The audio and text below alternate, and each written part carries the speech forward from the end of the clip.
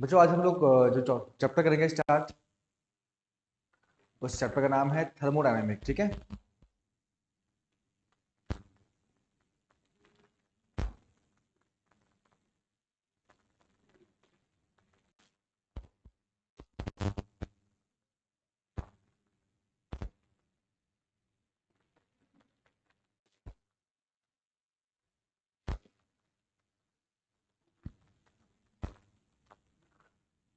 Okay बच्चों, thermodynamic.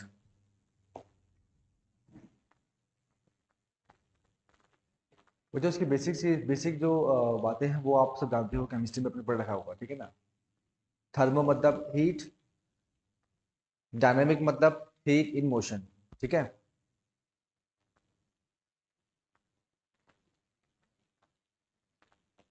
Okay बच्चों, फिर से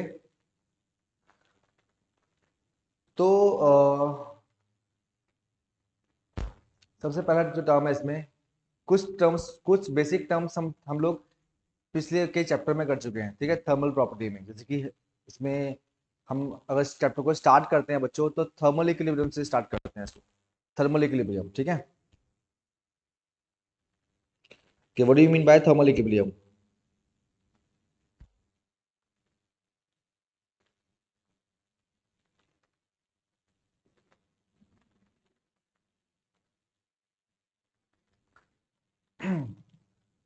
तो बच्चों थर्मल इक्विलिब्रियम की मीनिंग क्या होती है।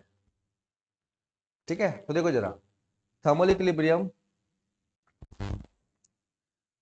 हम तब बोलेंगे बच्चों जब दो सिस्टम ए और बी आपस में कनेक्टेड है, लाइक दिस।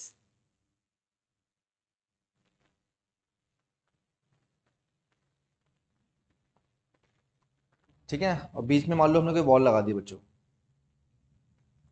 तो ये दो सिस्टम थर्मल इक्विलिब्रियम में कब कहलाएंगे बच्चों।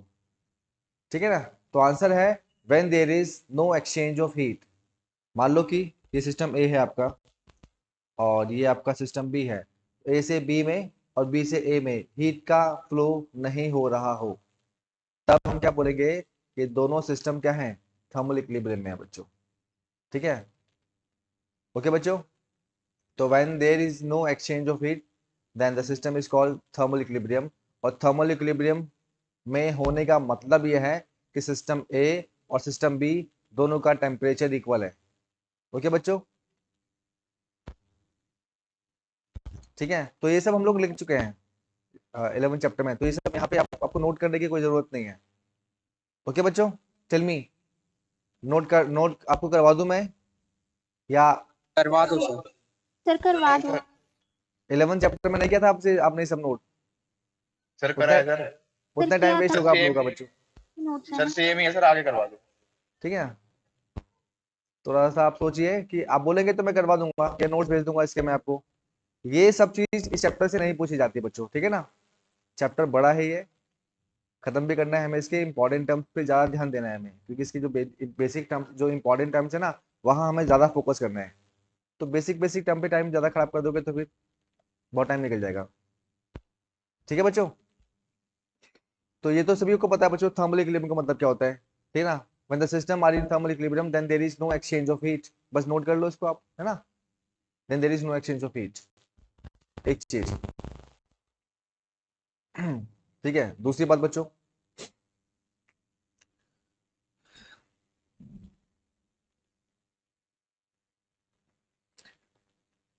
बच्चों इसके बाद हम बात करते हैं जीरोथ लॉ की। किसकी? जीरोथ। और बच्चों आप मुझे बताइए कि जीरोथ लॉ हम लोग डिस्कस कर चुके थे 11 चैप्टर में, यस या नो। Yes sir. ठीक है, बहुत अच्छे से एक्सप्लेन किया था मैंने जीरोथ लॉ को। ठीक है, तो थोड़ा सा उसका मैं दे रहा हूँ आइडिया फिर से। जीरोथ लॉ,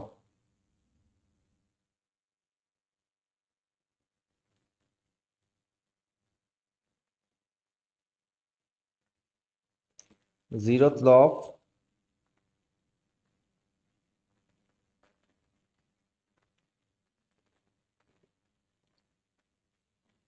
ठीक है, जीरोथ लॉ ऑफ थर्मोडायनेमिक। ठीक है, अभी रिसेंटली क्या है तो आपके दिमाग में होगा ये कि जीरोथ लॉ क्या था बच्चों। जीरोथ लॉ क्या बोलता है आपसे कि अगर हम लोग दो सिस्टम ले, सिस्टम ए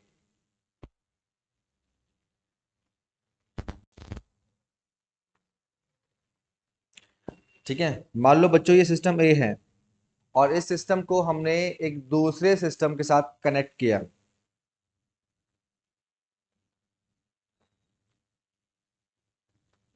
ठीक है ना,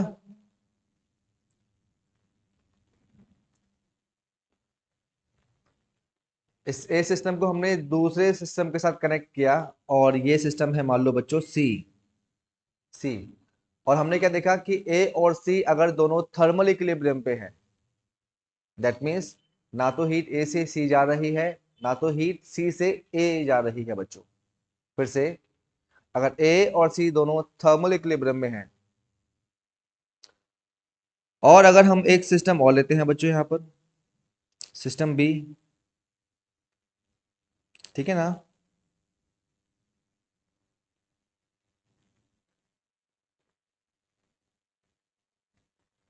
बी और सी सिस्टम बी अगर थर्मल इक्विलिब्रियम में है, ठीक है बच्चों, फिर से ए और सी सिस्टम दोनों किसमें है, थर्मल इक्विलिब्रियम में। बी और सी सिस्टम किसमें है, थर्मल इक्विलिब्रियम में। तो ए और बी भी क्या किसमें होंगे बच्चों, थर्मल इक्विलिब्रियम। थर्मल इक्विलिब्रियम में। ठीक है ना, सिस्टम ए और बी भी किसमें होंगे, थर्मल इक्विलिब्रियम में। ये क्या है हमारा zero of thermodynamic. If the system if two system, अब इसकी स्टेटमेंट क्या है पहले सुन लो, फिर लिखवा दूंगा मैं बाद में, ठीक है, मैं लिखवा दूंगा, सुन लो पहले।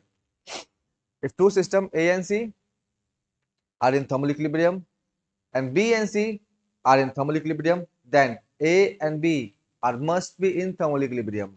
This is the statement of Zeroth law. पहले इसकी स्टेटमेंट लिख लीजिए, फिर इसकी इंपॉर्टेंस हम बाद में करते हैं। लिखो बच्चों,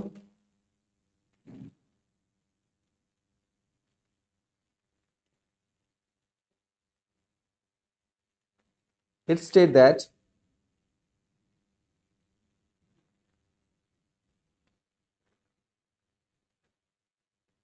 it state that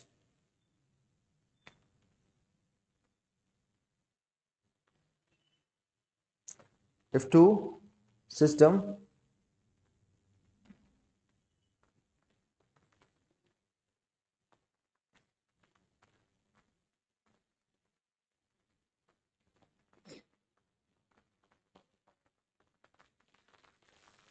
A and C are in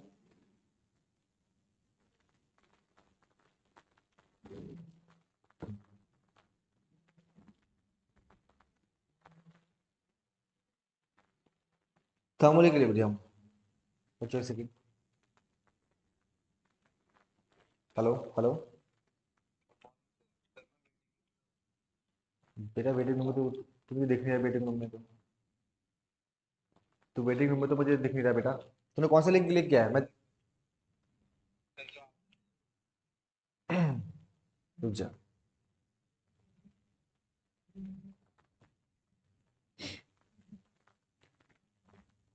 हाँ बच्चों फिर से, it state that if two system A and C are in thermal equilibrium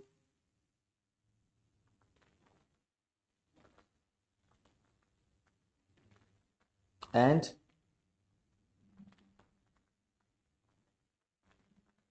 and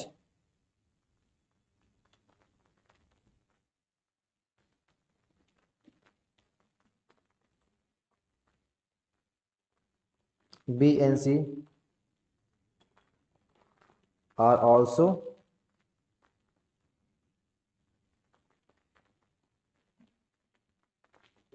in thermal equilibrium,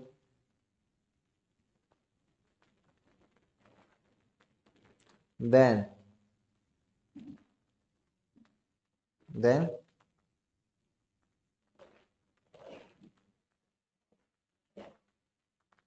then A and B are also in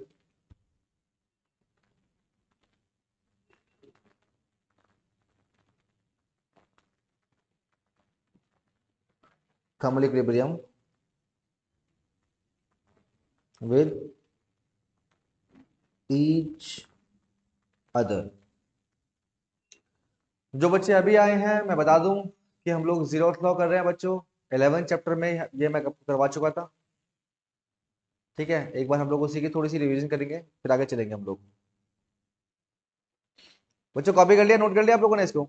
आगे चले, चल मी। Yes sir.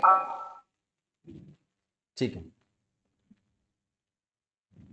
फिर से बच्चों अब एक्चुअली सुनो जरा, इस लॉ की स्टेटमेंट आपसे नहीं पूछी जाती है ना, ये बात ध्यान रखना आप लोग। आपसे क्या पूछा जाएगा कि जीरोथ लॉ का जीरोथ लॉ है ना, उसकी इंपॉर्टेंस क्या है। तो लिखो जरा बच्चों, एक क्वेश्चन के फॉर्म में लिख लो, give the importance of zeroth law.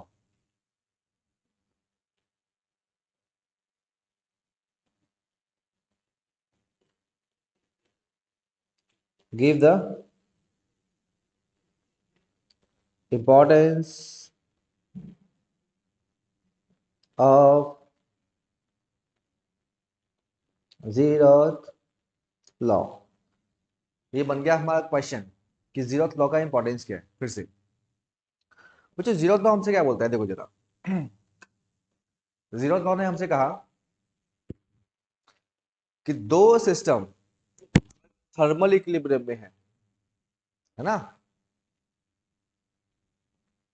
दो सिस्टम ए और सी अगर थर्मल इक्विलिब्रियम में है, बी और सी अगर थर्मल इक्विलिब्रियम में है, तो ए और बी भी थर्मल इक्विलिब्रियम में होंगे। ये तो हमारी स्टेटमेंट है बच्चों। इसका इंपॉर्टेंस क्या है, फिर से सर ये, डायरेक्शन बताता सर हीट। हाँ वेरी गुड। तो इसने हमें बताया ए से सी में हीट का फ्लो नहीं हो रहा, बी से सी में हीट का फ्लो नहीं हो रहा, तो ए से बी में भी हीट का फ्लो नहीं होगा। फिर से, अगर दोनों थर्मल इक्विलिब्रियम में है तो ए से सी और सी से ए हीट का फ्लो नहीं हो रहा। तो इसका मतलब यह है कि एक ऐसी फिजिकल क्वांटिटी है, ये यहां ध्यान देना बच्चों, एक ऐसी फिजिकल क्वांटिटी है जो ये डिसाइड करती है कि हीट का फ्लो ए से सी या सी से ए कब करेगा और कब नहीं करेगा। ठीक है बच्चों, जैसे मान लो कि अगर ए का टेम्परेचर होता 50 डिग्री सेल्सियस और सी का टेम्परेचर होता 20 डिग्री सेल्सियस, तो ए से सी की तरफ हीट का फ्लो होता। यस या नो बच्चों? ठीक है बच्चों, तो जीरो तो हमसे क्या बोलता है कि टेम्परेचर एक वो फिजिकल क्वांटिटी है जो ये डिसाइड करती है कि हीट का फ्लो कहां से कहां होगा। हीट का फ्लो कहां से कहां होगा, ये कौन सी फिजिकल क्वांटिटी करती है डिसाइड बच्चों? आंसर है टेम्परेचर। क्योंकि दोनों सिस्टम किस में है, थर्मल इक्विलिब्रियम में। थर्मल इक्विलिब्रियम में अगर है तो क्यों थर्मल इक्विलिब्रियम में है, क्योंकि दोनों का टेम्परेचर इक्वल है। टेम्परेचर इक्वल है इसीलिए हीट का फ्लो नहीं हो रहा। अगर टेम्परेचर इक्वल नहीं होते तो हीट का फ्लो होता बच्चों। तो टेम्परेचर की डेफिनेशन नहीं थी बच्चों हमारे पास अभी तक। टेम्परेचर को डिफाइन किसने किया? आंसर है टेम्परेचर को डिफाइन किया जीरोथ लॉ ने। ये इसकी इंपॉर्टेंस है बच्चों, आपके दिमाग से निकल गया होगा शायद। जीरोथ लॉ ने हमें क्या एक इंपॉर्टेंट फिजिकल क्वांटिटी की डेफिनेशन दी? तो आंसर है जीरोथ लॉ ने हमें टेम्परेचर की डेफिनेशन दी। इसने हमसे कहा कि टेम्परेचर वो फिजिकल क्वांटिटी है जो हीट के फ्लो को डिसाइड करती है कि हीट कहां से कहां फ्लो करेगी। तो बच्चों इसने हमें बताया कि हीट हमेशा वहां से हीट का फ्लो हमेशा कहां से हम करते हैं decide, from the body at higher temperature to the body at lower temperature. ठीक है बच्चों, तो इसका इंपॉर्टेंस क्या है इसको नोट कर लीजिए आप लोग। The zeroth law give us, आप लिखिए बच्चों, zeroth law give us the concept of temperature. Zeroth law give us the concept of temperature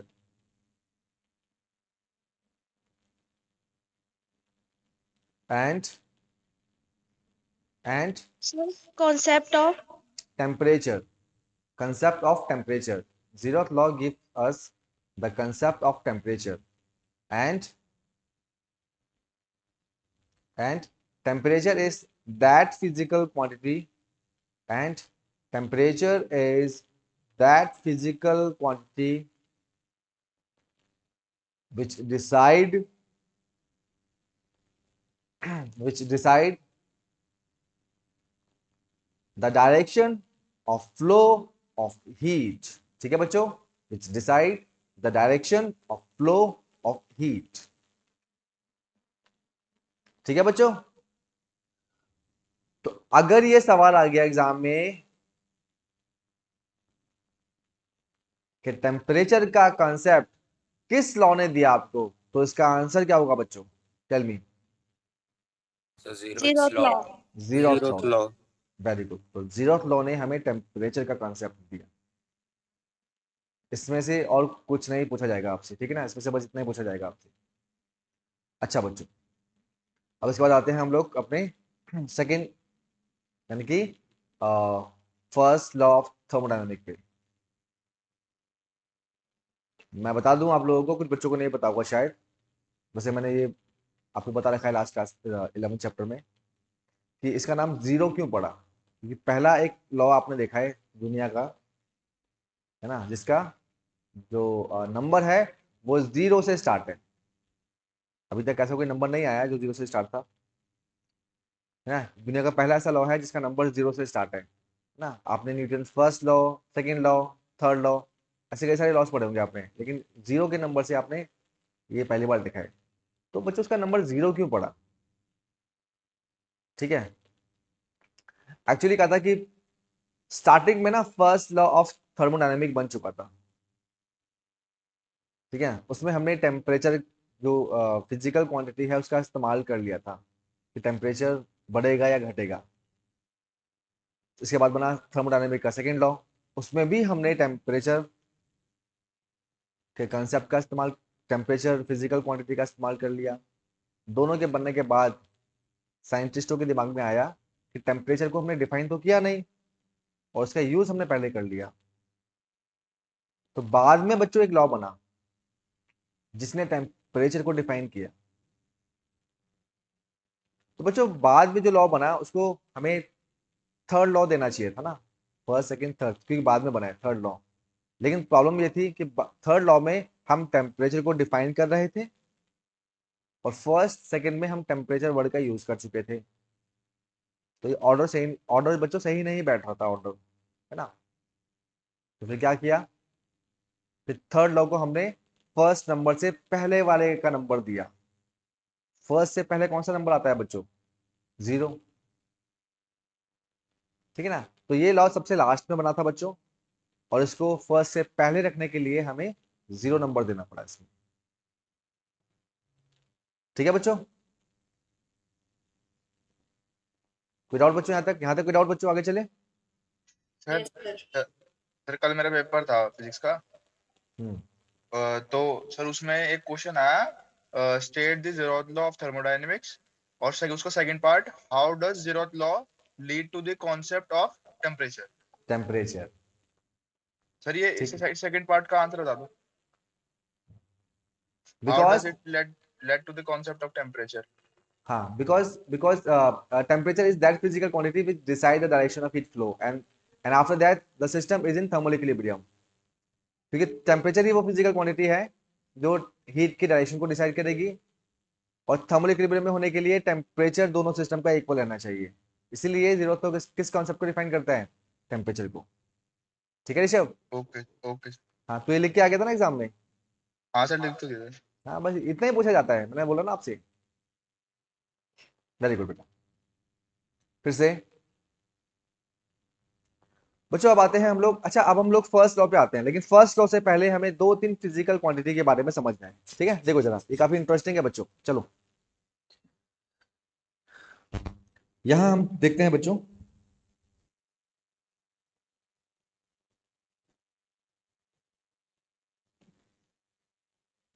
heat, internal energy and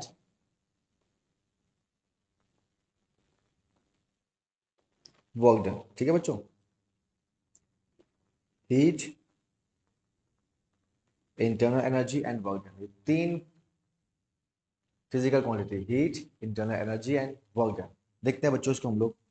तो वैसे तो हम लोग इसके बारे में बहुत कुछ जानते हैं और कुछ नहीं भी जानते, है ना। फिर से हीट, हीट क्या होती है बच्चों?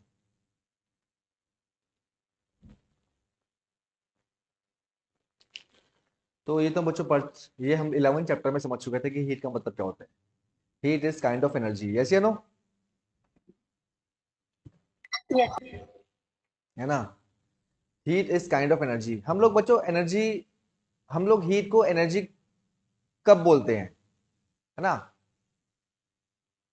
हीट एनर्जी, एनर्जी का जो काम है, जब एनर्जी अपना काम करती है तो हम लोग कब उसको हीट बोलते हैं, है ना। एनर्जी बच्चों बहुत कुछ कर, energy can do anything. Energy can change the temperature, energy can you know state the uh, configuration. Energy can change the state from solid to liquid, liquid to gases. Energy can expand the gas, energy can compress the gas। बहुत कुछ कर सकती है energy, है ना। तो हम लोग कब इसको बोलते हैं हीट? वैसे मैं आपको बस बता चुका था ये स्टार्टिंग में, क्योंकि ये स्टार्टिंग की बातें तो आपको दिमाग से निकल चुकी है शायद। सर ठीक जब है, थर्मल एनर्जी का। हाँ। Energy, heat is the form of energy. और कब बच्चों इसको हम हीट बोलते हैं? तो आंसर है, आंसर है जब ये एनर्जी किसी सिस्टम में एंटर करती है, जब ये एनर्जी किसी सिस्टम में एंटर करती है और वर्क नॉन मैकेनिकल होता है। ठीक है बच्चों, heat is the form of energy, ठीक है ना। And when it enter into a system, it can rise it's internal energy. वो किसी भी सिस्टम की एनर्जी को राइज कर सकती है।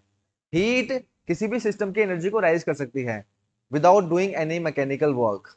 याद है बच्चों, भूल गए आप लोग? ये याद है? टेल मी, या इसको मैं थोड़ा सा और एक्सप्लेन कर दूं फिर से? याद है सर। याद है सर। ठीक है ना। जैसे मान लो बच्चों एक बॉडी है ये, है ना। इस बॉडी की मुझे एनर्जी को इंक्रीज करना है, तो मैं क्या करूंगा?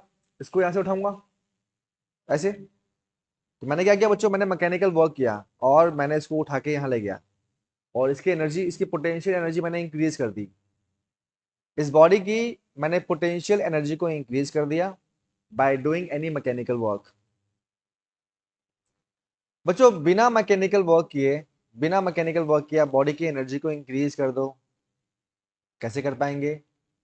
आंसर है, एक बर्फ लो, एक आइस का क्यूब लो, उसको पानी में डाल दो, है ना। अब आइस जो है बच्चों वो लो टेम्परेचर पर है, पानी जो है वो रूम टेम्परेचर पर है। फिर से आइस क्या है? लो टेम्परेचर पर, पानी रूम टेम्परेचर पर। तो पानी के मॉलिक्यूल का टेम्परेचर क्या होगा? ज्यादा होगा। पानी के मॉलिक्यूल से हीट कहाँ जाएगी? बर्फ में जाएगी, और बर्फ धीरे धीरे धीरे धीरे क्या होगी? मेल्ट होगी बच्चों। फिर से, तो बर्फ के मॉलिक्यूल की एनर्जी हम क्या कर रहे हैं? इंक्रीज कर रहे हैं धीरे धीरे। एनर्जी कहां से कहां जा रही है? पानी से बर्फ में। तो बर्फ के मॉलिक्यूल की एनर्जी धीरे धीरे धीरे इंक्रीज हो रही है। क्या यहां हमें मैकेनिकल वर्क करना पड़ा बच्चों? आंसर है नो।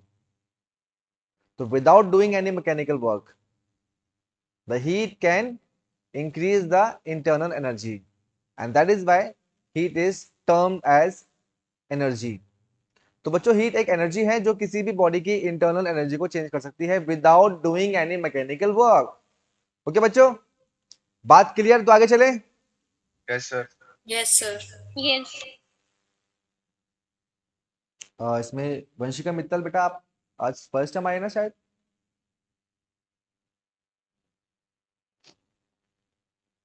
हाँ बेटा, can you, Vanshika Mittal, can you hear me?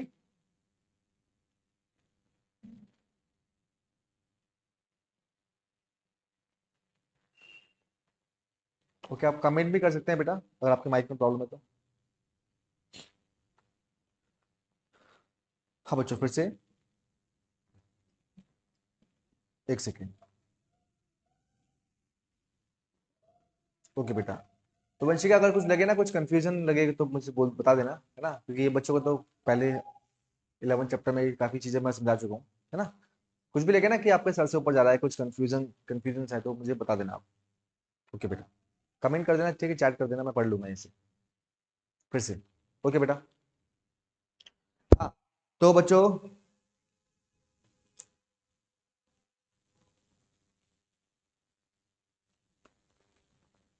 फिर से,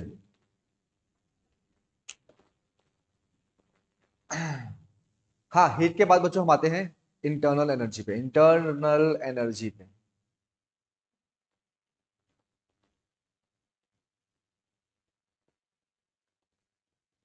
ये काफी इंपॉर्टेंट कॉन्सेप्ट है, इंपॉर्टेंट और इंटरेस्टिंग कॉन्सेप्ट भी है बच्चों।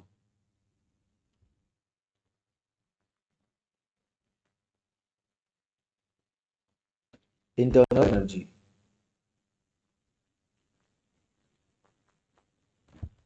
एक्चुअली बच्चों आप लोगों ने ना जो 11th चैप्टर में जितना एफर्ट लगाया, जितनी आपने इसमें मेहनत की, जितना हमने इसमें टाइम दिया, अब आपको पता नहीं है कि वो सारा एफर्ट आपके इस चैप्टर में बहुत काम आने वाला है। लगा लो आप 50% चैप्टर तो आप ऐसे खत्म कर चुके होंगे बच्चों। अभी आपको दिख ही रहा होगा कितनी सारी चीजें उस चैप्टर से यहाँ आ रही है बच्चों। यस या नो? Yes sir. ठीक है, थर्मल इक्विलिब्रियम यहाँ से वहां से आ गया, हीट का कॉन्सेप्ट वहां से आ गया, इंटरनल एनर्जी का कॉन्सेप्ट भी वहीं से आया बच्चों। तो अगर ना जो बच्चे सिर्फ थर्मोडायनेमिक पढ़ते हैं पहले, कहते हैं ना कि बड़ा टफ चैप्टर है, काफी कंफ्यूजिंग चैप्टर है, कंफ्यूजिंग नहीं है बच्चों। आपका 11 चैप्टर का बेस कितना स्ट्रांग है वो करेगा डिसाइड कि आप इस चैप्टर को कितना अच्छे से आप समझ पाएंगे। और इसलिए मैं कॉन्फिडेंस हूँ कि हाँ, आप ये चैप्टर बहुत अच्छे से कर लेंगे। ये वाला जो टॉपिक है बच्चों, ये कॉन्सेप्ट है, ये काफी इंटरेस्टिंग कॉन्सेप्ट है बच्चों। देखो जरा, इसको हम कैसे करेंगे रिलेट 11 चैप्टर से, थर्मल प्रॉपर्टी से। फिर से, इंटरनल एनर्जी, किसी भी सिस्टम के अंदर मान लो गैस है बच्चों, या लिक्विड है, या आइस सॉलिड है, तो हर हर एक जो स्टेट है मैटर की, चाहे सॉलिड हो, चाहे लिक्विड हो, चाहे गैस हो, सबके पास मॉलिक्यूल्स होते हैं बच्चों। क्या होते हैं? मॉलिक्यूल्स। जैसे जैसे मान लो ये आपका आइस क्यूब,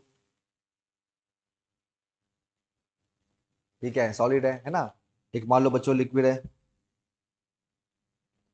ये लिक्विड इसके अंदर, और गैस मान लो बच्चों, ठीक है ना। तो 3 फेज होती है, सॉलिड, लिक्विड और वेपर फेज। सॉलिड, इसके भी मॉलिक्यूल्स होंगे बच्चों। लिक्विड, इसके भी मॉलिक्यूल्स होंगे।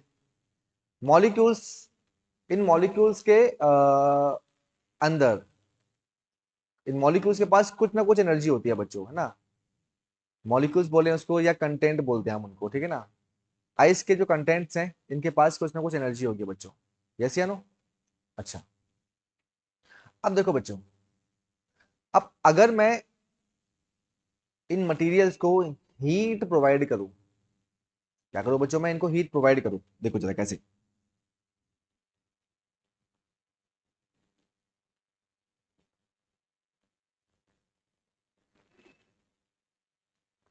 मैं इनको हीट प्रोवाइड करूंगा बच्चों, तो बच्चों याद है आपको, जब मैं इनको हीट प्रोवाइड करूंगा तो इन सब्सटेंस में, मान लो आइस में बच्चों क्या होगा? टेल मी, क्या क्या होने की पॉसिबिलिटी है जब मैं इसको हीट दूंगा? टेल मी बच्चों, इनके मॉलिक्यूल्स के अंदर क्या क्या सर चेंज होने की एक्सपैंड करेंगे। एक्सपेंड। फिर ये लिक्विड स्टेट में आ जाएंगे एक्सपैंड करके। देखो, और कोई देगा मुझे आंसर कि क्या क्या, जब हीट यहां से यहां जा रही है तो क्या क्या होने की पॉसिबिलिटी है बच्चों? सर आपने पहले कहा, 0 डिग्री आपने पे, कहा पहले तो मॉलिक्यूल्स एक्सपैंड करेंगे जिससे वो मेल्ट हो जाएगा। सर पहले तो 0 डिग्री पे आ जाएंगे, फिर उसके बाद सर कुछ हीट लेंगे, वो कन्वर्ट होने में, चेंज ऑफ एक स्टेट में। ठीक ठीक है बेटा। हेलो, क्लास में वो भी कॉल बैक करता हूँ, हाँ?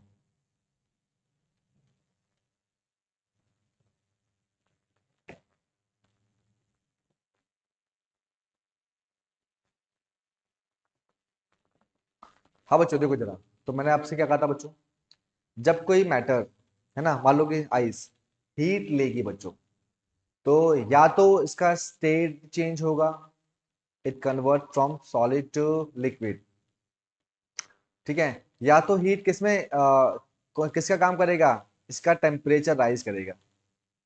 तो हीट बच्चों दो में से एक काम करता है, या तो स्टेट को चेंज करता है, इसको सॉलिड से लिक्विड में कन्वर्ट करेगा, या इसकी इसका टेम्परेचर को इंक्रीज करेगा। टेल मी यस या नो।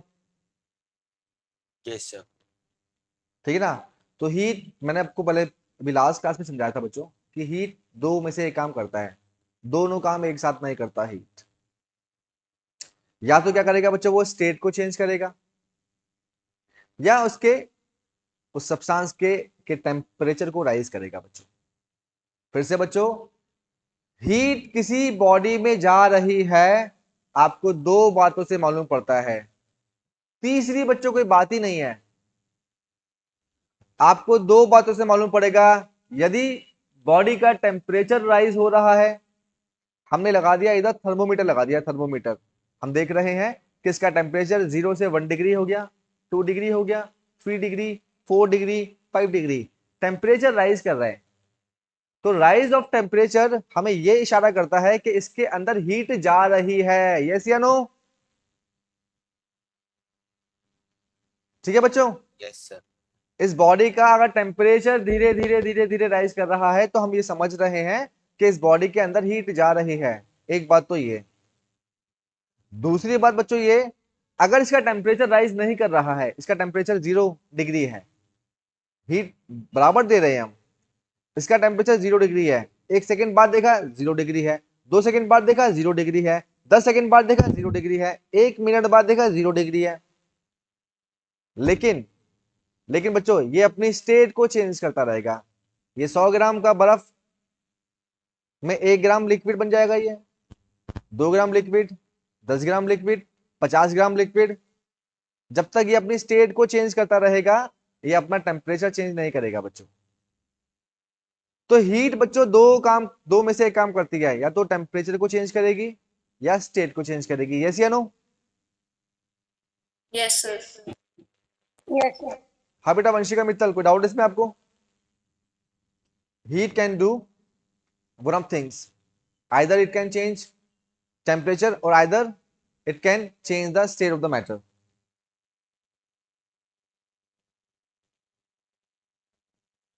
ओके बेटा, ठीक है। अब बच्चों ये काफी इंटरेस्टिंग है आप लोगों के लिए कि किसी भी मैटर के किसी भी स्टेट में उस मैटर की जो इंटरनल एनर्जी है वो दो फॉर्म में एग्जिस्ट करती है। The internal energy can be stored in any state of matter by two forms. एक, या तो बच्चों एनर्जी उसके अंदर काइनेटिक एनर्जी के फॉर्म में होगी स्टोर, या पोटेंशियल एनर्जी के फॉर्म में होगी स्टोर। ओके बच्चों, फिर से, the internal energy of a system can be stored by two forms of energy, either by kinetic energy और बाय पोटेंशियल एनर्जी। तो बच्चों अगर हम बात करते हैं इंटरनल एनर्जी की, ठीक है ना,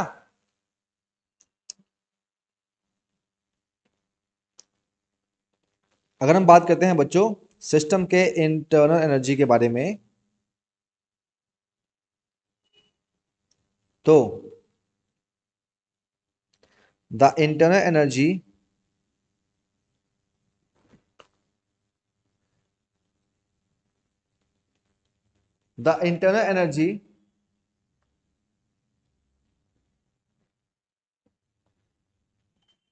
is exist in two ways, either by, Excuse me, sir. हाँ बेटा, Sir, actually we are 9th class students and sir हमारा टेस्ट है 12:45 पे। ओके बेटा, ओके बेटा, एक सेकंड बेटा, आप एक काम कर रहे हैं बेटा, आप सर को फोन कर लेंगे, मैं सर को। Okay sir. ओके बेटा। सर 9th क्लास के बच्चे थे, वो टेस्ट के लिए बोल रहे थे।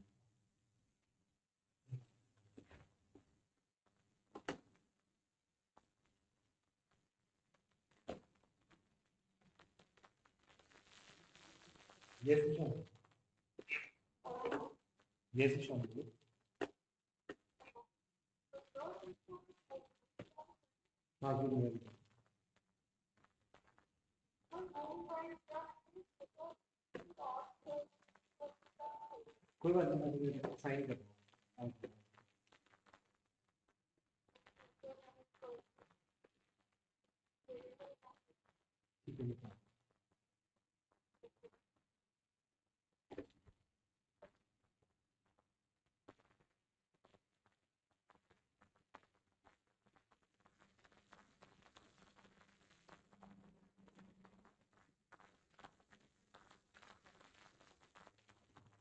ओके सर, हाँ बच्चों फिर से। तो the internal energy can be stored in two ways, by the kinetic energy और बाय द पोटेंशियल एनर्जी। तो बच्चों देखो जरा, हम जब किसी सिस्टम को हीट देते हैं तो हीट एनर्जी या तो उस सिस्टम की काइनेटिक एनर्जी को इंक्रीज करेगा या उस सिस्टम की पोटेंशियल एनर्जी को इंक्रीज करेगा। फिर से देखो बच्चों,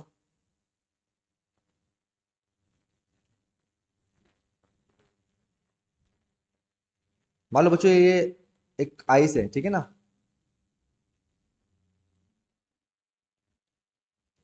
आप इस आइस क्यूब को आप क्या दे रहे हैं, हीट, डेल्टा क्यूब। आप इस आइस क्यूब को क्या दे रहे हैं बच्चों, हीट दे रहे हैं, ठीक है, डेल्टा क्यूब। ओके, तो देखो जरा, हीट अगर आइस में जाएगी बच्चों तो आइस की इंटरनल एनर्जी को इंक्रीज करेगा। ये जो हीट है बच्चों, हीट किसको इंक्रीज करेगा, आइस की इंटरनल एनर्जी को। यस या नो, टेल मी, यस या no.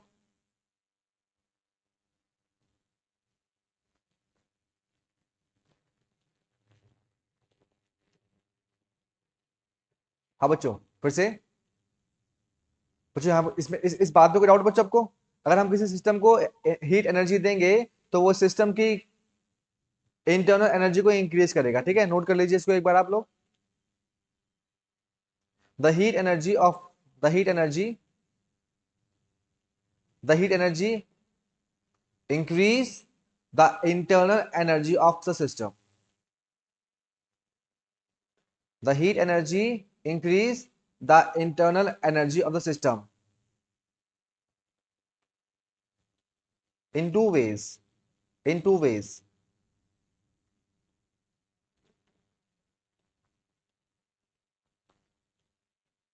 Either the internal energy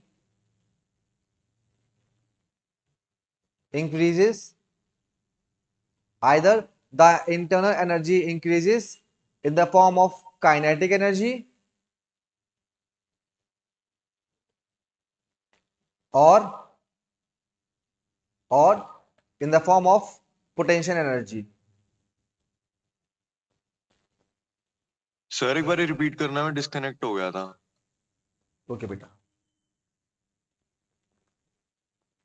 when we give heat into a system, its internal energy increases either in the form of kinetic energy or in the form of potential energy. बच्चों सारे बच्चे एक बार comment कर दीजिए अगर आपने note कर लिया है तो ये Yes, sir, done. कमेंट कर दीजिए, क्लियर या नॉट क्लियर।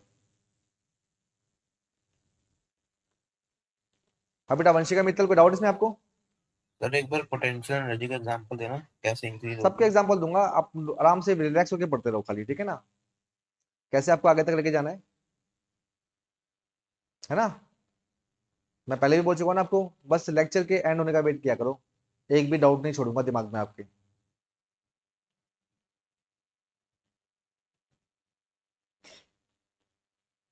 हाँ बेटा अंशिका बेटा, कोई डाउट इसमें आपको? सागरिका बेटा कोई डाउट? No, sir. ओके बेटा फिर से, ओके बेटा। तो हमने देखो बड़ा सिंपल सा लॉजिक है, हमने हमने इसको हीट एनर्जी दी, बॉडी की क्या इंक्रीज होगी, इंटरनल एनर्जी इंक्रीज होगी। अब देखो बच्चों, मैंने आपसे क्या बोला, ध्यान देना, और जहां आपको लग रहा है कि हाँ ये बात सर ने बोली है, आप अपने आप उसको नोट करते रहना साथ साथ। मैं बोलूंगा नोट करो ऐसा नहीं है, आप भी अपने अपने तरफ से नोट करते रहना, ठीक है ना। हमने बच्चों उसको हीट एनर्जी दी, हमने बच्चों उसको हीट एनर्जी दी, ठीक है ना। तो हीट एनर्जी इस सिस्टम की इंटरनल एनर्जी को इंक्रीज कर देगा, ठीक है ना। अच्छा, या तो क्या करेगा उसकी काइनेटिक एनर्जी को इंक्रीज, या क्या करेगा उसकी पोटेंशियल एनर्जी को इंक्रीज। तो जो सवाल ये है, क्वेश्चन ये है अब दिमाग में जो आ रहा है कि हमें कब मालूम पड़ेगा कि सिस्टम की कब काइनेटिक एनर्जी इंक्रीज होगी और कब उसकी पोटेंशियल एनर्जी इंक्रीज होगी। यस या नो, ये क्वेश्चन है बच्चों, valid question. Yes sir. Yes, sir. हमें कैसे मालूम पड़ेगा कि सिस्टम की काइनेटिक एनर्जी कब इंक्रीज हुई है और सिस्टम की पोटेंशियल एनर्जी कब इंक्रीज हुई है बच्चों? एक सेकंड बच्चों, हाँ फिर से। तो बच्चों सिस्टम की काइनेटिक एनर्जी का कौन इंडिकेटर है और सिस्टम की पोटेंशियल एनर्जी का कौन Temperature. इंडिकेटर है? ठीक है, तो देखो बच्चों, देखो बच्चों ये काफी इंटरेस्टिंग है। अगर बच्चों हमने सिस्टम को हीट प्रोवाइड की, अगर बच्चों हमने सिस्टम को हीट प्रोवाइड किया और सिस्टम की इंटरनल एनर्जी राइज करती है, कौन सी एनर्जी?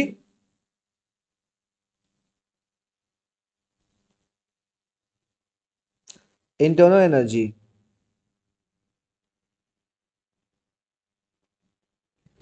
ठीक है ना? और इंटरनल एनर्जी से सिस्टम का टेम्परेचर राइज होता है। क्या होता है राइज? अगर टेम्परेचर,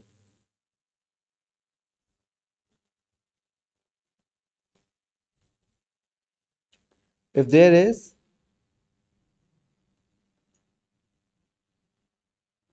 increase in temperature,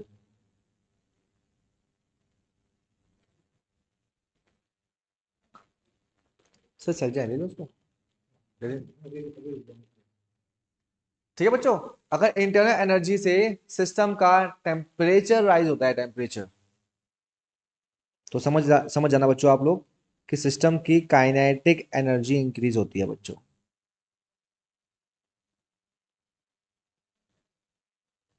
बच्चों बात समझ आ गई आपको? काइनेटिक एनर्जी का इंडिकेटर कौन है बच्चों? Tell me. Temperature. Temperature. Temperature, very good. फिर से हमने क्या किया बच्चों? हमने देखा कि हम सिस्टम को हीट दे रहे हैं और सिस्टम का टेम्परेचर 0 डिग्री से 1 डिग्री, 2 डिग्री, 3 डिग्री, 4 डिग्री हो गया, लेकिन इसकी स्टेट चेंज नहीं कर रही बच्चों।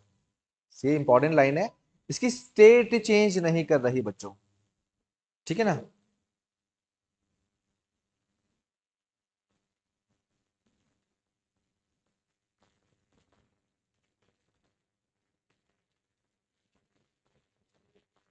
No change in state. बस आप समझ जाना कि सिस्टम की काइनेटिक एनर्जी इंक्रीज हुई है बच्चों। ठीक है, फिर से आपने सिस्टम को हीट दिया बच्चों, सिस्टम का टेम्परेचर राइज कर रहा है बट स्टेट चेंज नहीं कर रहा, तो इस सिस्टम की जो इंटरनल एनर्जी है वो किस फॉर्म में इंक्रीज हो रही है? आंसर है काइनेटिक एनर्जी के फॉर्म में इंक्रीज हो रही है बच्चों। ओके?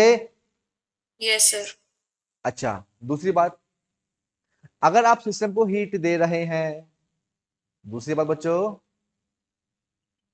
अगर आप सिस्टम को हीट दे रहे हैं और सिस्टम की इंटरनल एनर्जी इंक्रीज कर रही है, इंटरनल एनर्जी इंक्रीज कर रही है, ठीक है ना? सिस्टम का अगर स्टेट चेंज हो रहा है, आइस लिक्विड में कन्वर्ट हो रही है, आइस अगर लिक्विड में कन्वर्ट हो रही है, आप समझ जाना कि जो एनर्जी है वो किस फॉर्म में एग्जिस्ट करेगी? उसके अंदर पोटेंशियल के फॉर्म में एग्जिस्ट करेगी। फिर से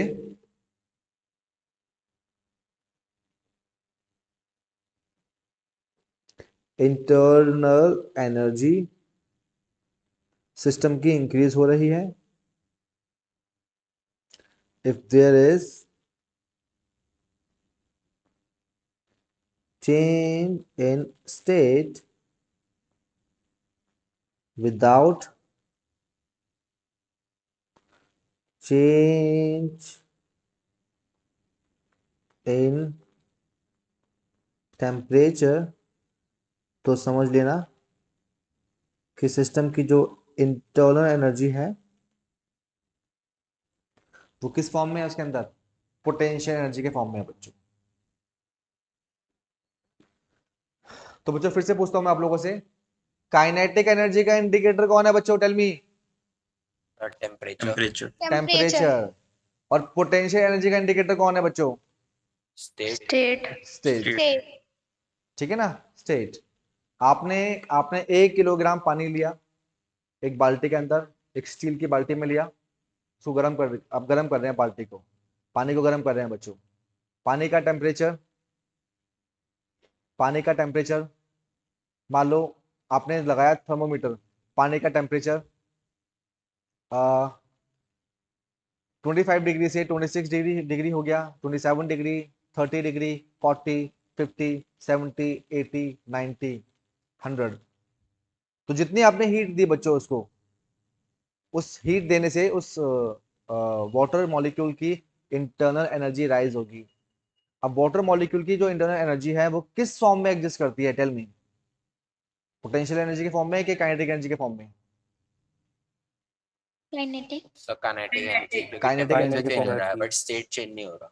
ठीक है ना, क्योंकि उसका टेम्परेचर रेज हो रहा है, वाटर का टेम्परेचर रेज हो रहा है, तो उसके जो इंटरनल एनर्जी है वो किस फॉर्म में एग्जिस्ट करती है, काइनेटिक एनर्जी के फॉर्म में एग्जिस्ट करती है। एक बात, 100 डिग्री के बाद आप उसको हीट दिए जा रहे हैं, दिए जा रहे हैं, दिए जा रहे हैं।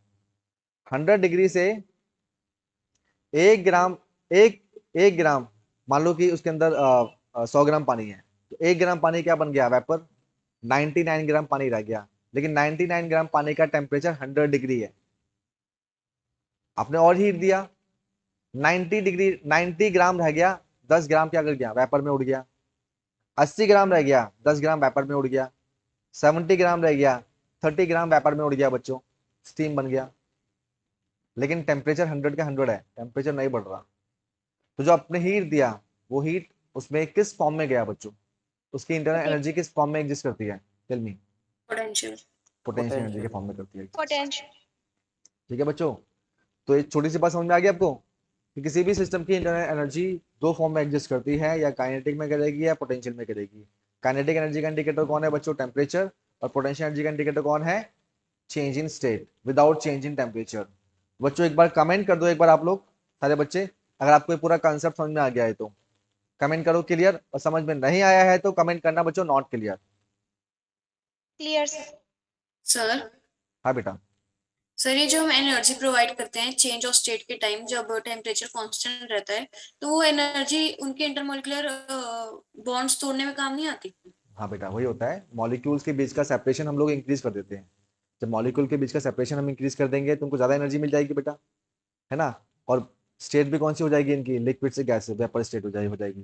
11 सर, क्लास में, 11 चैप्टर में समझाया था मैंने आपको अभी लास्ट चैप्टर में कि यस गैस। सर, लेकिन एनर्जी हाँ, कैसे इंक्रीज हो जाएगी ऐसे दोनों की? क्या, फिर से बोलो। सर ऐसे एनर्जी कैसे इंक्रीज हो जाएगी दोनों की, मतलब बॉन्ड टूटने पर? बॉन्ड टूटने पर, जब दोनों के बीच में की जो बॉन्डिंग है वो हमने क्या कर दी, इतनी एनर्जी दे दी बेटा कि जो मॉलिक्यूल था, है ना, वो मॉलिक्यूल क्या हो गया, वो मॉलिक्यूल से अलग हो गया बेटा। बॉन्ड कब होता है बच्चों, जब दोनों के बीच में क्या होती है, कुछ पोटेंशियल एनर्जी होती है, कुछ नेगेटिव होती है एनर्जी, है ना।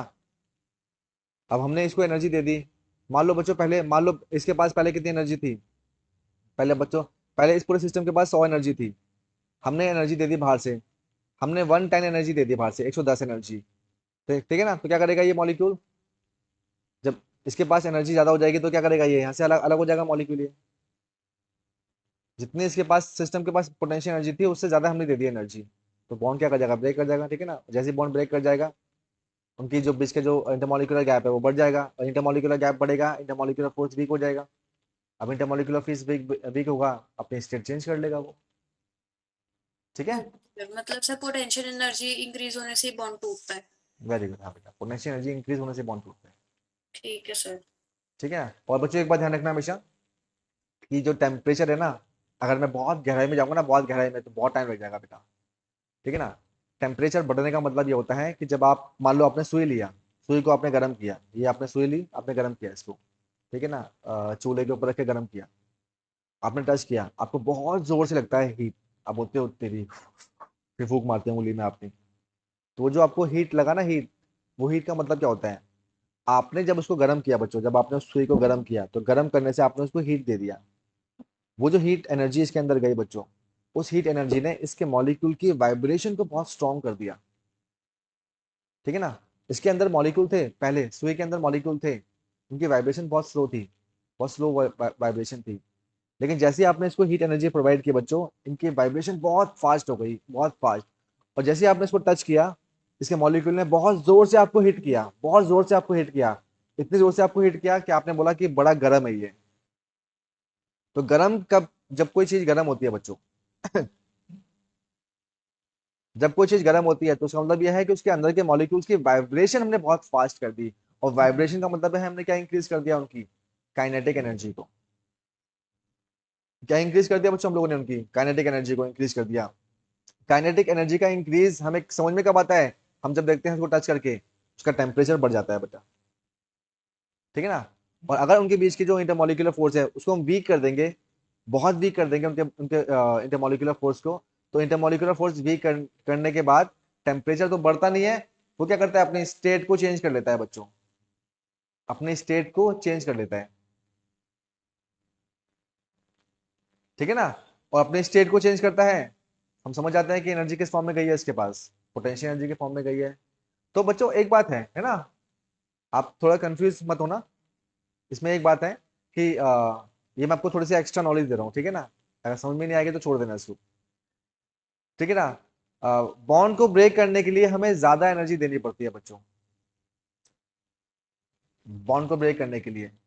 और लिक्विड से वेपर में लिक्विड से वेपर स्टेट में भेजने के लिए हमें बहुत एनर्जी की रिक्वायरमेंट पड़ती है। इसीलिए आपको पता होगा बच्चों, मैंने लिखवाया भी था कि लेटेंट हीट ऑफ फ्यूजन कम होती है और लेटेंट हीट ऑफ वेपराइजेशन बहुत ज्यादा होती है बच्चों, है ना, 7 to 8 टाइम ज्यादा हैवी होती है। तो हम यस जब सर। किसी किसी भी चीज को वेपर में कन्वर्ट करते हैं तो उसके लिए हमें बहुत ज्यादा एनर्जी खर्च करनी पड़ती है बेटा, ठीक है ना। फिर से बच्चों, तो ये तो था हमारा कॉन्सेप्ट, ठीक है ना। अब इसी की आप थ्योरी बना के इसको बड़ा कर दीजिए, छोटा कर दीजिए, ठीक है बच्चों। अब आप चलते हैं हम लोग आगे। दो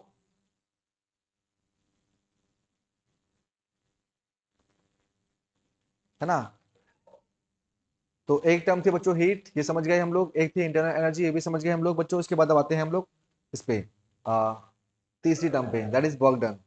ये समझ लेते हैं वर्क डन का मतलब क्या होता है। थर्मोडायनेमिक में वर्क डन का मीनिंग क्या होता है बच्चों, है ना। बच्चों मैकेनिक्स में क्या बोलते हैं, मैकेनिक्स में वर्क का मतलब क्या होता है, अगर एक ऑब्जेक्ट है उसको हम क्या कर रहे हैं, तो फोर्स लगा रहे हैं, उसमें डिस्प्लेसमेंट हम कर दें create. If the object is start to move, अगर वो डिस्प्लेस कर रही है, then we must say the work is done, yes या नो। कोई भी चीज यस। वर्क कब करती है, कोई भी चीज वर्क कब करती है बच्चों, जब उसका हम क्या देखते हैं, डिस्प्लेसमेंट। ये मैकेनिक्स की डेफिनेशन है। ये किसकी डेफिनेशन है बच्चों, मैकेनिक्स की डेफिनेशन है ये। एक ऑब्जेक्ट अगर डिस्प्लेस कर रहा है तो हम क्या बोलेंगे कि वो वर्क कर रहा है, वर्क डन हुआ है बच्चों यहाँ पर।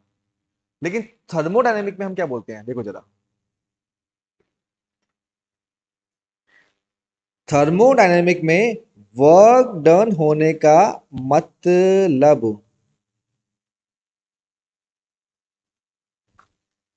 थर्मोडायनेमिक में बच्चों देखो जरा, डेफिनेशन तो वही है इसकी, फोर्स इनटू डिस्प्लेसमेंट। फोर्स क्या होता है बच्चों, pressure into area into displacement.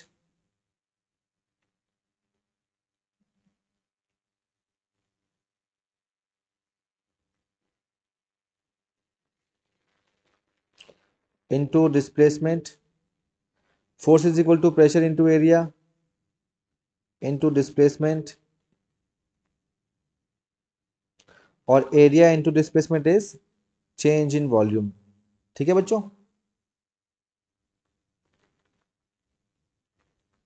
तो ये चीज है पी डेल्टा वी।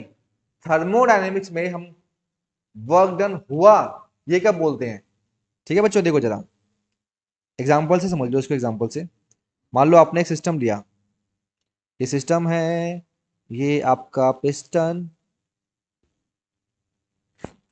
ये बच्चों पिस्टन है ना, इसको हम ऊपर नीचे मूव करा सकते हैं। अंदर मान लो बच्चों गैस है,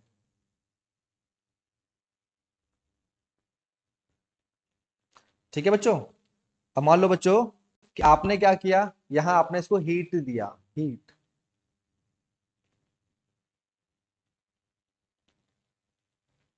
है ना। और इस हीट से, ये हीट इसके अंदर जाएगी, हीट जा रही है, हीट जा रही है, हीट जा रही है, और धीरे धीरे क्या करेगा बच्चों, ये एक्सपैंड करना स्टार्ट कर देगा, यस या नो बच्चों। हमने इसको हीट दिया, गैस के मॉलिक्यूल्स में क्या बढ़ गई, वाइब्रेशन बढ़ गई बच्चों।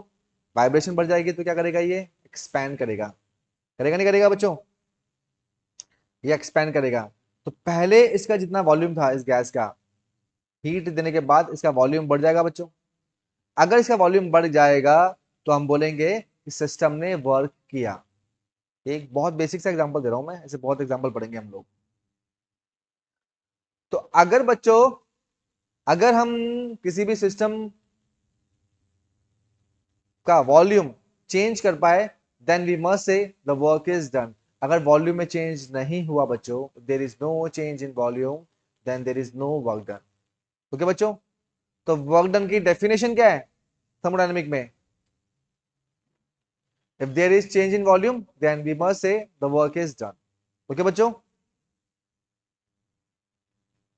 हाँ बच्चों ये बात क्लियर है? तो चलिए आगे। Yes, sir.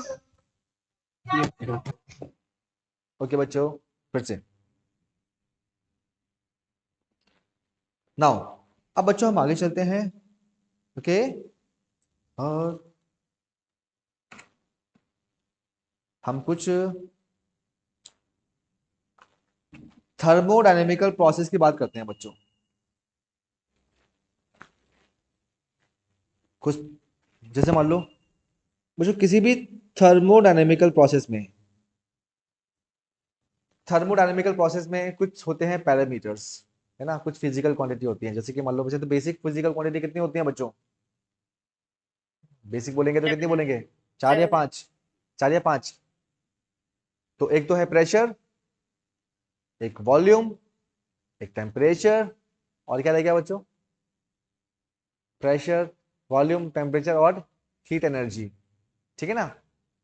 तो 4 बेसिक पैरामीटर्स होते हैं थर्मोडायनेमिकल प्रोसेस के। फिर से बच्चों नोट कर लीजिए आप लोग, the parameters in thermodynamic is pressure, volume, temperature and heat content।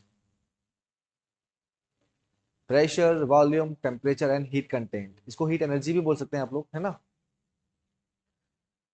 4 होते हैं बच्चों पैरामीटर्स। अब ये बात तो अब बताओगे आपको मैं, कि अगर इनमें से कोई भी एक पैरामीटर आप कांस्टेंट कर दें, इनमें से कोई भी एक पैरामीटर को आप कांस्टेंट कर दें, तो पूरा प्रोसेस उसके नाम पे हम लिख देते हैं। जैसे मान लो हमने अगर टेम्परेचर कांस्टेंट कर दिया, एक सिस्टम में हम हीट एनर्जी दे रहे हैं, ऐसे दे रहे हैं हीट एनर्जी कि उस सिस्टम का टेम्परेचर कांस्टेंट है, बाकी सारी जो फिजिकल क्वांटिटी है वो चेंज हो सकती है। Pressure can be change, volume can be change, heat can be change, but the temperature is not change. Then the system, then the process is called, है बच्चों, क्या बोलते हैं हम लोग? है isothermal. Isothermal process. Very good, ठीक है। The process is called isothermal, temperature को कांस्टेंट कर दिया। ठीक है बच्चों। दूसरा देखो, अगर हम लोग वॉल्यूम चेंज कर रहे हैं, टेम्परेचर चेंज कर रहे हैं, हीट चेंज कर रहे हैं, प्रेशर चेंज नहीं कर रहे, then the process is called isobaric, isobaric process. ठीक है बच्चों। तो प्रेशर चेंज कर दिया, प्रेशर कांस्टेंट कर दिया, आइसोबारिक। वॉल्यूम कांस्टेंट कर दिया, आइसोकोरिक। बच्चों अगर टेम्परेचर कर दिया constant, isothermal. Heat content constant कर दिए, एडियाबैटिक। अगर आपको ये प्रोसेस के नाम पता है बच्चों तो चलते हैं हम लोग आगे, और नहीं पता है तो मैं इसको लिखवा देता हूं बच्चों। टेल मी बच्चों, इसको लिखवा दूं या आगे चलें? सर एक बार लिखवा दो। सर ठीक है लिखवा बेटा, दो। ठीक है बेटा, तो लिखो जरा फर्स्ट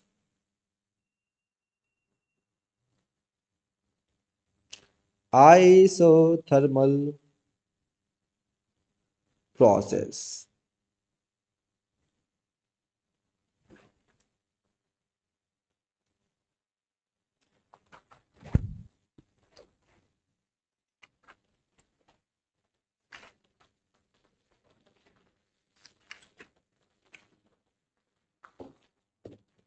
हाँ, तो लिखो जरा इसमें,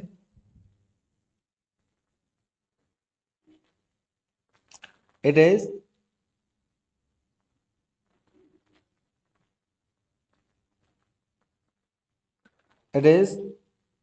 a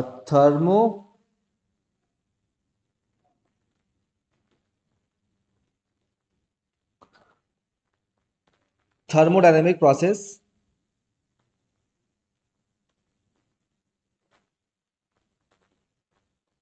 which occur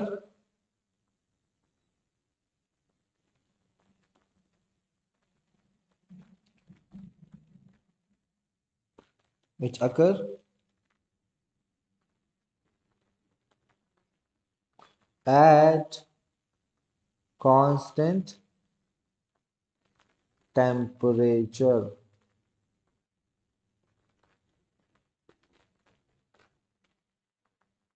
दूसरा,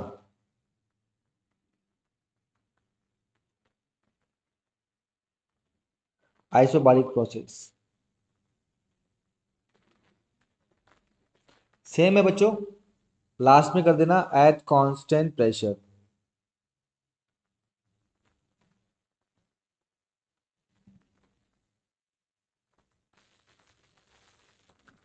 तीसरा,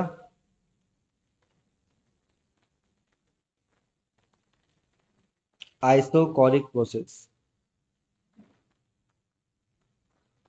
Same, it is a thermodynamic process which occur at constant volume.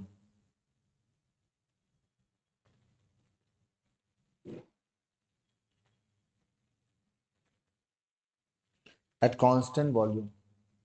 और थर्ड है बच्चों adiabatic process. Adiabatic process. बच्चों एडियाबैटिक प्रोसेस की डेफिनेशन क्या होगी है? Tell me. At constant heat. नहीं, ये नहीं। Sir, no heat cannot exchange. हाँ, एट कांस्टेंट हीट। देख बेटा, देख देख आदित्य, जब मैं इस सिस्टम को यहां से हीट दूंगा, है ना, फिर से, या चल हीट मत दे, हीट मत दे, ये तो फिर मैंने हीट दे दिया ना, हीट एक्सचेंज इसमें अलाउ नहीं है, ये हीट मत दे बेटा। ये थोड़ी सी ना गलती करते हैं बच्चे, ऑब्वियस है, ऑब्वियसली बात है, थोड़ी सी गलती है, तो वो आप समझ ले पहले आप लोग इसको। जब देख बेटा, देख आदित्य, जब मैं इस कंप्रेशन, इस पिस्टन को दबाऊंगा, ये शटैक, है ना, जब दबाऊंगा मैं इसको, ये शटैक दबाऊंगा, तो जो गैसेस हैं, गैसेस, क्या इन गैसेस की इंटरनल एनर्जी इंक्रीज होगी या नहीं होगी? Tell me Aditya. होगी सर। है ना, मैंने इसको कंप्रेस किया, ये शटैक कंप्रेस किया इसको मैंने, तो इस इनके मॉलिक्यूल की जो इंटरनल एनर्जी है वो राइज होगी। क्यों बेटा? मैंने वर्क किया ना इस पे, क्या किया मैंने? वर्क किया, वर्क करूंगा तो कुछ ना कुछ हीट डेवलप होगी अंदर। पहले हर मॉलिक्यूल के पास एक एक जूल एनर्जी थी, एक एक जूल, आराम से घूम रहे हैं, आराम से। मैंने दबा दिया शटैक, है ना, जब वर्क किया तो कुछ ना कुछ हीट बनेगी। मैकेनिकल वर्क करूंगा तो कुछ ना कुछ हीट बनेगी ना बेटा, जो हीट बनेगी वो सारे मॉलिक्यूल्स में मिल गई। अब इन मॉलिक्यूल की एनर्जी कितनी हो गई? 1 से 2 जूल हो गई, 2 जूल। अब ज्यादा खुश हो गए, ओहो मजा आ गया, घूम रहे हैं आराम से। लेकिन मैंने क्या कर दिया, मैंने बाहर जो है ना, इसके बाहर की जो वॉल है, मैंने इसके बाहर की वॉल को क्या कर दिया? एडियाबैटिक कर दिया, या नॉन कंडक्टिंग कर दिया। क्या कर दिया? Non conducting wall. अब नॉन कंडक्टिंग वॉल करने से क्या बेनिफिट मिलेगा मुझे आदित्य? कि जो एनर्जी हीट इनकी, ट्रांसफर नहीं होगी ना बाहर से अंदर, हाँ, अंदर जो से बाहर। जो पर मॉलिक्यूल एनर्जी हमने इंक्रीज कर दी थी, वो एनर्जी बाहर नहीं जाएगी, है ना। अगर एनर्जी, सिस्टम की एनर्जी बाहर नहीं जाए और बाहर की एनर्जी सिस्टम में नहीं आए, तब हम इस प्रोसेस को क्या बोलेंगे बेटा? Adiabatic process. समझ गया बात को? Yes sir. हाँ, तो हीट एनर्जी कांस्टेंट है, ऐसे मत सोचना आप लोग। तो लिखना क्या आप लोग यहाँ पे? when there is no exchange of heat between system to surrounding, then the process is called adiabatic process. बच्चों लिख लिए? लिख लिया आप लोगों ने, या मैं नोट कर दूं इधर? सर लिख लिया। ओके, वेरी गुड, क्या बात है बच्चों, बहुत बढ़िया। when there is no exchange of heat from system to surrounding or surrounding to system, then the process is called adiabatic process.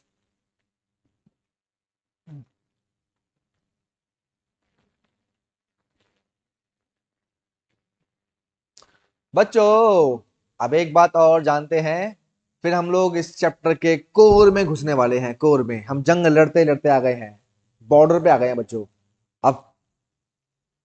अब दूसरे देश में तबाही मचानी है, ठीक है ना, दूसरे देश में। समझ रहे बच्चों आप लोग?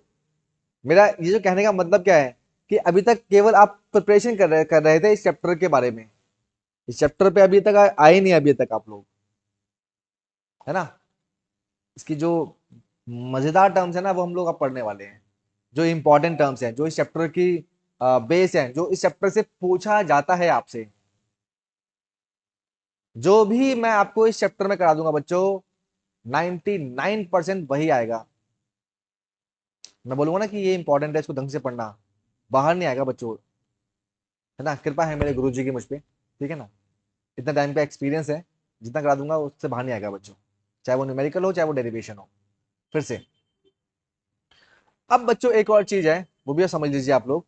देखो जरा, जब मैं इसको कंप्रेस करूंगा, ये धबा कंप्रेस किया तो मॉलिक्यूल की एनर्जी हमने क्या कर दी, इंक्रीज कर दी।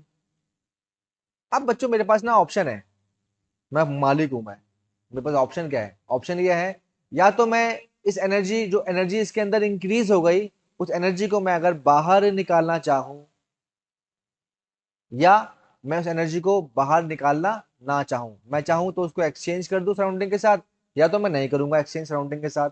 फिर से, अगर बच्चों मैं चाहता ये हूं कि एनर्जी एक्सचेंज ना हो, तो जो मैं वॉल लगाता हूं, वॉल, इस वॉल का नाम क्या होता है बच्चों, टेल मी, ये कौन सी वॉल होती है? इस वॉल के, एडियाबैटिक वॉल। Adiabatic wall. हाँ, इस वॉल का नाम है एक तो नॉन कंडक्टिंग, और दूसरा थर्मोडायनेमिकल वर्ड क्या है इसका, एडियाबैटिक वॉल, ठीक है ना। दूसरा नाम क्या है बच्चों इसका, adiabatic wall. If we want that no exchange of heat is take place in this process, then the wall we use is known as non-conducting or adiabatic wall. बच्चों ओके? यस सर, ओके, सब समझ में आ रहा है sir, बस आप आगे चलते रहिए।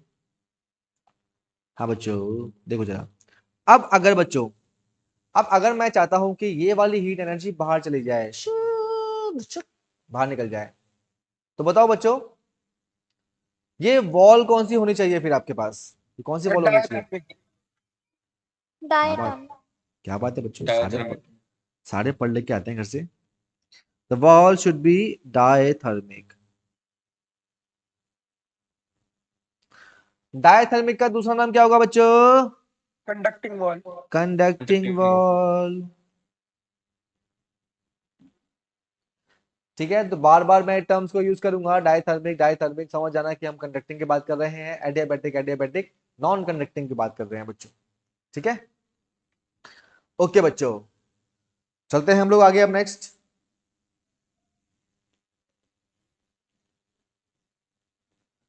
और बच्चों अब हम बात करते हैं बेसिकली यहां से हमारा चैप्टर बनता है बच्चों। ये इससे पहले भी कुछ चीज आ सकती है एग्जाम में, 1-2 मार्क्स में, यहां से आपका चैप्टर बनता है बच्चों ये। बच्चों अब हम बात करेंगे सबसे पहले आइसोथर्मल प्रोसेस की, ठीक है ना। अच्छा एक बात और, एक बात और, हाँ हाँ एक बात और, हाँ, तो आइसोथर्मल प्रोसेस से पहले हम लोग आते हैं, सबसे पहले हम बात करते हैं फर्स्ट लॉ ऑफ थर्मोडायनेमिक, ठीक है बच्चों। सबसे पहले लिखिए आप लोग फर्स्ट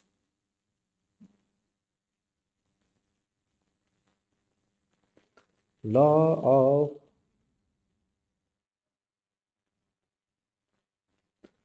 थर्मोडायनेमिक्स,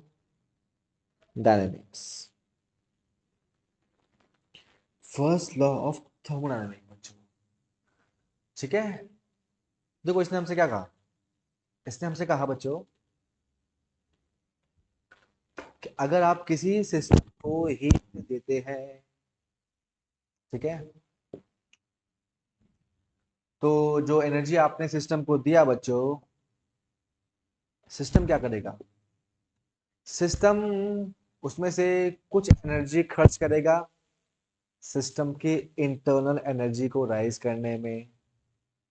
ठीक है बच्चों, आपने सिस्टम को हीट एनर्जी दिया, यहाँ देखो जरा डायग्राम बना, डायग्राम। मान लो यहाँ से मैं सिस्टम को क्या दे रहा हूँ? एनर्जी दे रहा हूँ बच्चों। एग्जाम्पल से आप थोड़ा जल्दी समझ जाएंगे इस डायग्राम से। आपने सिस्टम को क्या दिया बच्चों? आपने सिस्टम को एनर्जी दी बच्चों, ये एनर्जी, ठीक है ना, मतलब डेल्टा क्यू। आपने सिस्टम को एनर्जी दी डेल्टा क्यू। सिस्टम के पास दो ऑप्शन है बच्चों। सिस्टम क्या करेगा? इस एनर्जी का यूज करके हर मॉलिक्यूल की इंटरनल एनर्जी को राइज कर देगा वो। ये एनर्जी गई, इसमें से सिस्टम ने क्या किया? सिस्टम ने कुछ एनर्जी का इस्तेमाल कर लिया सिस्टम की इंटरनल एनर्जी को राइज करने में, यानी कि कंटेंट की, जो मॉलिक्यूल्स है ना, जिसको हमने नाम दिया कंटेंट, तो कंटेंट की इंटरनल एनर्जी को राइज करने में। और कुछ एनर्जी से क्या कर रहा है? ये पिस्टन एक्सपैंड कर रहा है, ये एक्सपैंड यानी कि क्या कर रहा है? वर्क कर रहा है ये। फिर से सुनो बच्चों, हमने यहां से 100 जूल एनर्जी दी। कितनी? 100 जूल एनर्जी। 100 जूल एनर्जी का 40 जूल तो खर्च हो गया किसमें? सिस्टम के मॉलिक्यूल की इंटरनल एनर्जी को रेज करने में। कितना खर्च हो गया बच्चों? 60 जूल। बाकी जो बचा 40 जूल, उस 40 जूल से इस पिस्टन ऊपर चला गया बच्चों। तो पिस्टन ने क्या किया बच्चों? वर्क किया। ठीक है ना? तो जितनी हमने एनर्जी दी, ये एनर्जी किस में चली गई बच्चों? सिस्टम की इंटरनल एनर्जी को रेज करने में और वर्क करने में। ठीक है ना? And this is the first law of thermodynamics.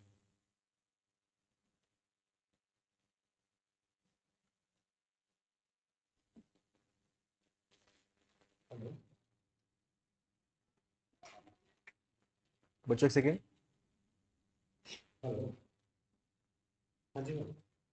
Last page.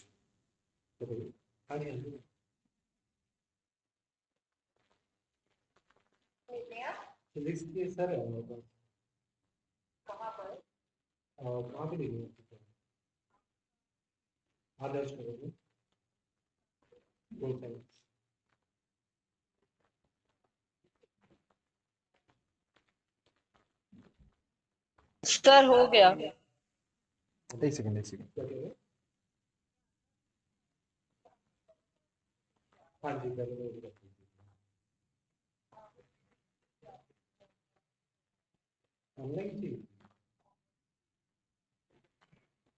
मैं आपको 20 मिनट में कॉल करता हूँ, फिर आज डेमो रखवा दूंगा। ठीक है?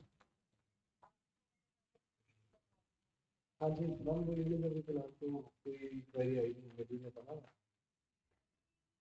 ठीक है, मैं आपको कॉल करता हूँ।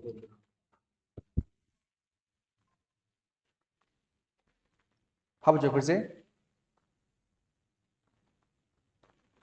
हाँ तो प्रतिभा बेटा, आपको कौन सा पेज देखना था बेटा? सर यही वाला देखना था, हो गया। अच्छा हो गया, ओके बेटा, ओके ठीक है। वो एक्चुअली कॉल आ गया था, ठीक है सर का, इसलिए। फिर से तो ठीक है बच्चों। हाँ तो बच्चों टाइम भी हो गया आपका, ठीक है ना? क्या करते हैं हम लोग, नेक्स्ट जो पार्ट है इसका वो 3:30 करते हैं कंटिन्यू, ठीक है ना? Next part first law of thermodynamics बच्चों हम लोग 3:30 करेंगे कंटिन्यू। ओके बच्चों, तो मिलते हैं हम लोग फिर 2 घंटे बाद। Okay sir. ओके बेटा।